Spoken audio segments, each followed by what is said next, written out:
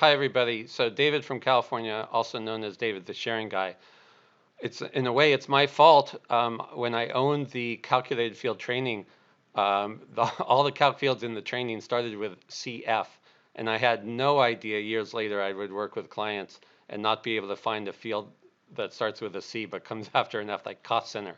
And I didn't also expect that there'd be not hundreds, but thousands of fields on objects, like worker objects. Most clients I've worked with, thousands of calc fields, and they all start with CF.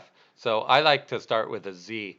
So I started doing that so alphabetically they show on the bottom, and that's kind of picked up. Let me see if I can get to that. A community post that I put out some years ago, David Epstein's acronyms.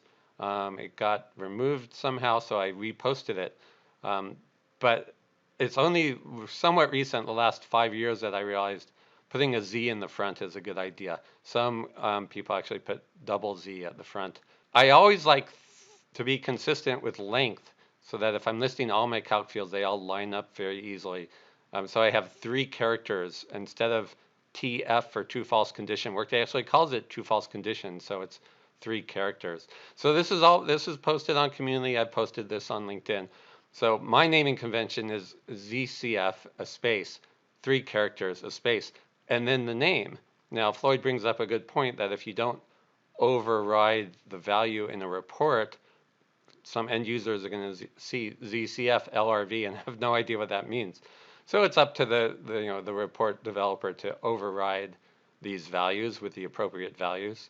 But also I do a lot of integration, so I'm mostly using my calc fields in integrations. So that's one reason why I like to have a lengthy and a lot of explanation. I could look at these examples like LRV manager's hire date. I know exactly what that is. A true false condition if manager level 1 is the same as level 2. Extracting multiple instance for like all the expense lines in the expense report, which are meals. So that's my take on it, but I'm going to like not only re-emphasize here what Floyd said about these names won't make sense if they're in a report and you don't override them. Also what Matilda said, which is pick a naming convention and stick with it. Unfortunately, some of you already have a naming convention that was picked for you from whoever went first. So hopefully you don't have the word worker on all of your calc fields. That's my final bottom left comment here is take out the vowels if you're putting a calc field on the worker, but yet you want to put the word worker in the name, so WRKR. The other very popular business object I've seen that got messed up because of the word of the object was being used in the calc field names. Location, just take out the vowels. Now that's only when that calc field, when you want to use that word that's on the business object. Okay, so that is on Community. I will also get this posted again so people can access it. There's several different naming conventions for people to choose from. How great it would be if everyone chose one from the start.